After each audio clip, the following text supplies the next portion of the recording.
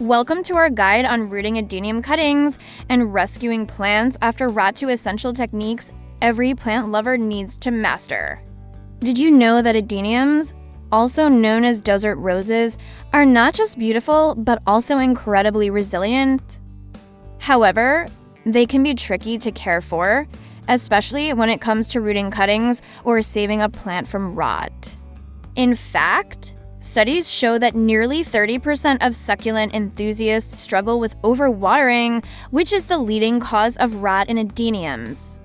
But don't worry, in this video, we'll show you step-by-step how to root your adenium cuttings successfully and even bring a plant back to life after rot. Stick with us because these tips will save you time, effort, and potentially even your favorite plants. Let's dive in. Adeniums, also known as desert roses, are prized for their striking flowers and unique caudics. However, one of the more challenging aspects of cultivating these plants is managing their rooting process, especially when dealing with cuttings or rehabilitating them after root rot. Although both procedures share certain techniques, they serve entirely different purposes. Rooting cuttings focuses on propagation, creating new, identical plants, while rooting after rot aims at rescuing an already established mother plant. Understanding and mastering these methods is essential for ensuring the health and longevity of your adeniums, especially for those new to plant care. Rooting adenium cuttings, a step-by-step guide to propagation. Propagation of adeniums by rooting cuttings is one of the most effective ways to expand your collection. Unlike seeds, which can take a long time to grow and develop, cuttings offer a faster route to obtaining a mature plant. However, it is important to understand that this method requires precision and care to avoid issues such as rotting or improper root formation. Step 1. Selecting and preparing the cutting. The first and perhaps the most crucial step in rooting adenium cuttings is choosing the right cutting. It is advisable to select a healthy, mature stem at least 10 centimeters in length. The cutting should be free from any signs of disease, pests, or rot.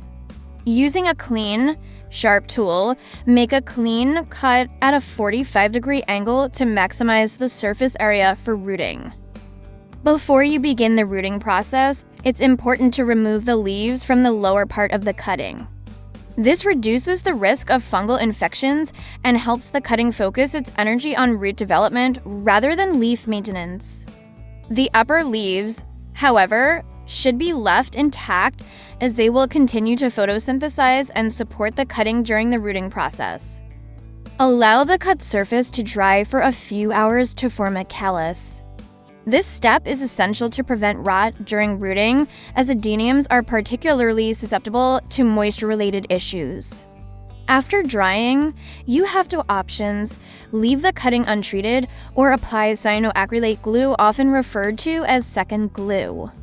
The glue seals the cut surface, further reducing the risk of rot and providing a protective layer. Step 2. Rooting in water. One of the most popular methods for rooting adenium cuttings is water propagation. This method is straightforward but requires close monitoring to ensure success. First, prepare a container filled with clean water. To encourage root development, you can add a drop of a root growth regulator to 200 milliliters of water. These growth hormones stimulate root cells to multiply and develop faster.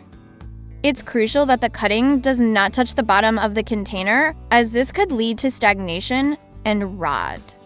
You can suspend the cutting using a mesh or simply place it in the water in such a way that only the very base is submerged. Cover the top of the container with a plastic bag to create a mini greenhouse effect, trapping warmth and humidity.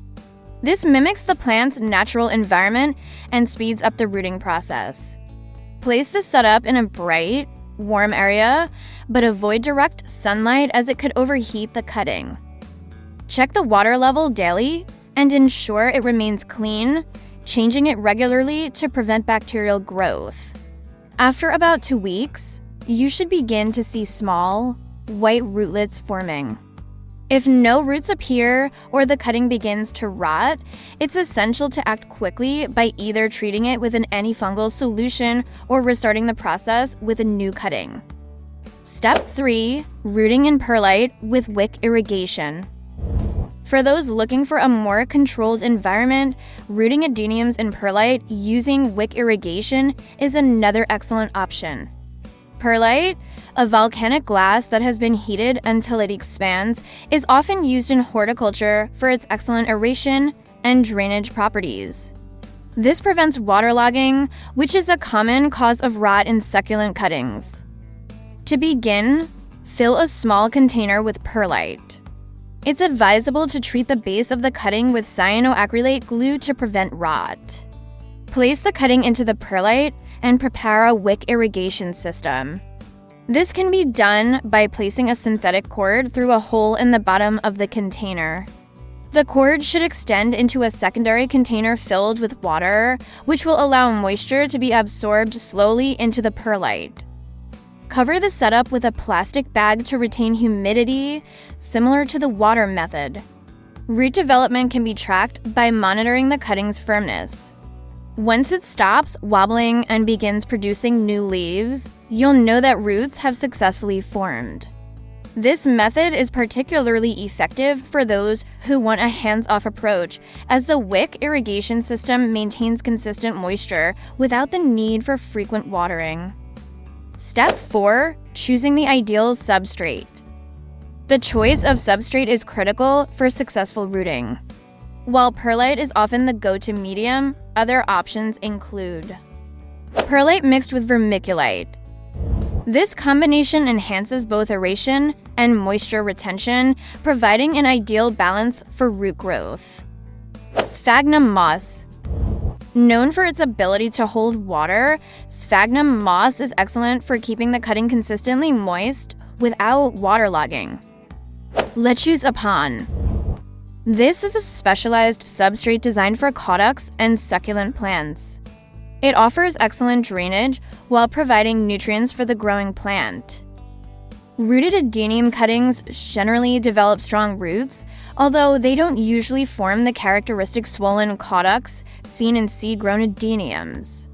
However, some cuttings can produce thick, robust roots that mimic the caudex effect, making them visually similar to plants grown from seeds. Rooting adeniums after rot, the rehabilitation process. Root rot is a common issue faced by adenium growers, especially those new to succulent care. Overwatering, poor drainage, and high humidity are the usual culprits behind root rot. However, all is not lost if your plant is affected.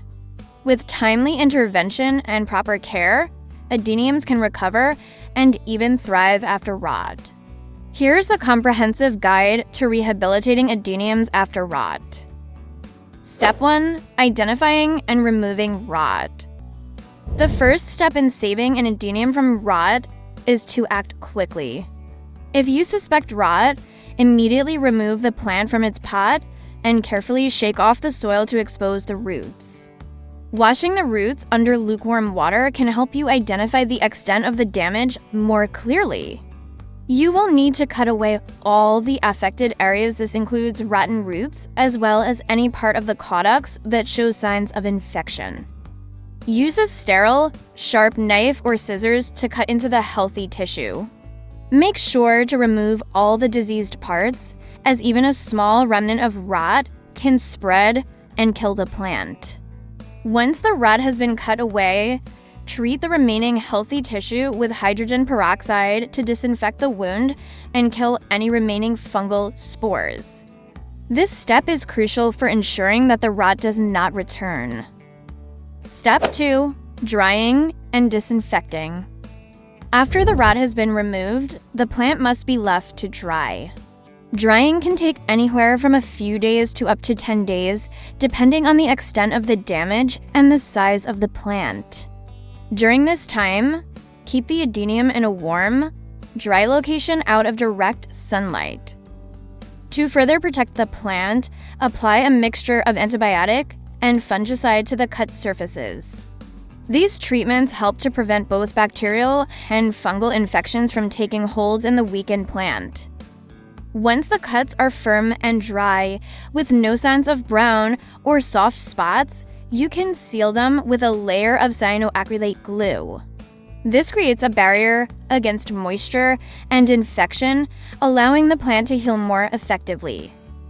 Step 3. Rooting the rehabilitated plant. Once the adenium has dried and healed, it's time to reroot the plant. You have two main options for this process, and the choice largely depends on your personal preference and the condition of the plant. Rooting in dry soil. This method involves placing the plant in a well-draining succulent soil mix, similar to the one it was growing in before. Water sparingly, only when the soil is completely dry, and closely monitor the condition of the caudex and roots. The goal is to encourage slow, steady root growth without overwatering, which could cause the rot to return. Rooting in perlite with wick irrigation. Similar to the method used for cuttings, this technique allows for better control of moisture. The plant is placed in dry perlite, and water is provided through the wick system.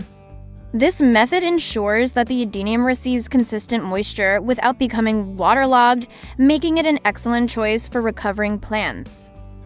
Step 4. Grafting for severe caudex rot. If the caudex has been significantly affected by rot, it may be necessary to regraft the healthy portion of the plant onto another rootstock. Grafting is a more advanced technique, but it's an effective way to preserve rare or valuable adeniums.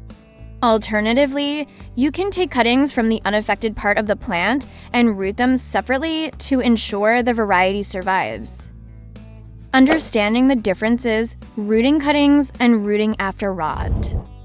While both processes involve developing new roots, they serve different purposes and require different approaches. Rooting cuttings is all about propagation, creating a new plant identical to the parent. In contrast, rooting after rot is about saving the mother plant from further decay and promoting its recovery. Both techniques require care, precision, and patience, but with the right approach, you can ensure the success of either process. Taking care of adeniums is something I truly enjoy, especially because they reward you with those stunning blooms and unique caudex shapes. One of the most interesting facts about adeniums is their incredible adaptability. They can survive for weeks without water in their natural habitat. Learning how to root cuttings and save plants from rot not only helps you grow more plants, but it also strengthens your skills as a gardener. I'd love to hear about your experiences. Have you ever rooted adenium cuttings or rescued a plant after rot? Share your stories in the comments below. I'm sure we can all learn from each other. And of course, if you found this video helpful, don't forget to give it a thumbs up, subscribe to the channel, and hit the notification bell so you won't miss any of our upcoming plant care guides. Your support helps me create more content to help you grow the healthiest, happiest plants. Thanks for watching, and I can't wait to see your comments.